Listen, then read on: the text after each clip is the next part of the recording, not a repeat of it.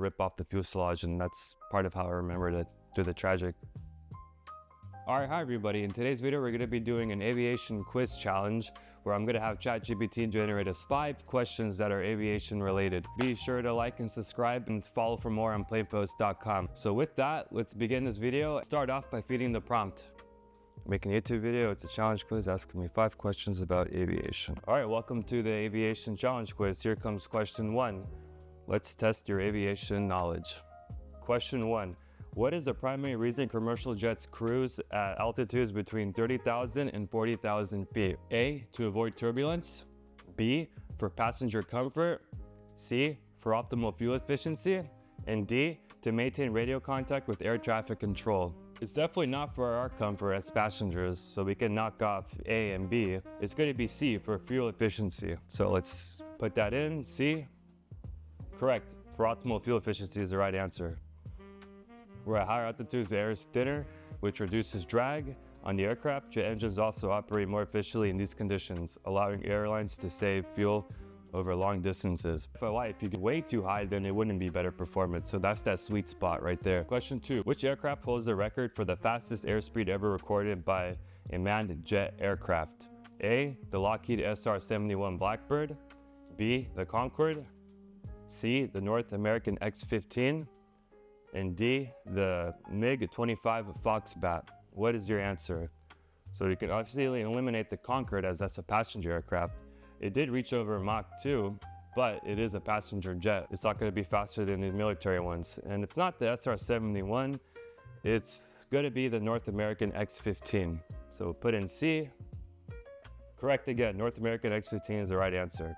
In aviation, there's a lot of records that were set, but the ones that are less interesting get forgotten about more. But speed is one of the ones that's gonna stick to my head. So question 3, what does the term V1 speed refer to during an aircraft's takeoff? A, the maximum speed at which the aircraft rotates for liftoff. B, the maximum speed at which takeoff can be safely aborted. C, the speed at which flaps are fully retracted.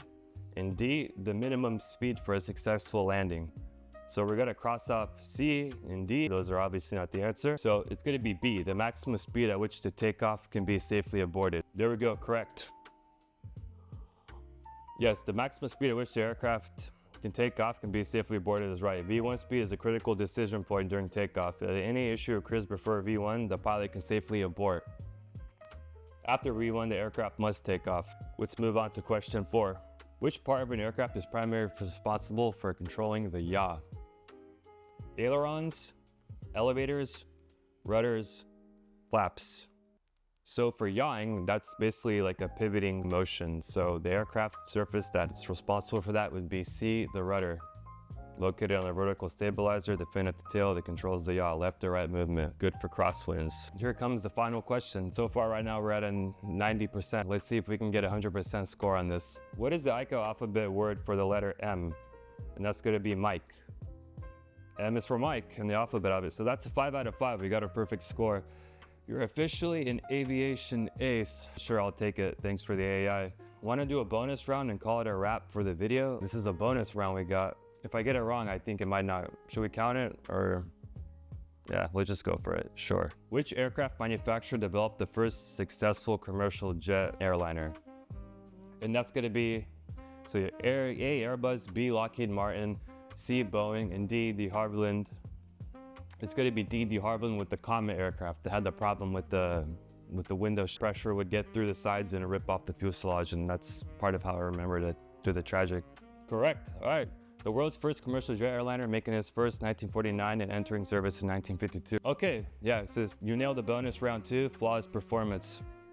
So yeah, and that's about wraps it up. Before we started, I thought these questions would be a little bit harder, but then after question 2, I was like, okay, I don't think it's gonna get much more complicated, but for the next video, we can feed the prompt to ask it more difficult questions or more specific about something. Please like and subscribe and check out PlanePost.com to get further insight on aviation, where we got exclusive media, articles, videos, etc. And also, if you have any media you would like to submit, please feel free to reach out to us. We would love to share your content with the rest of the world.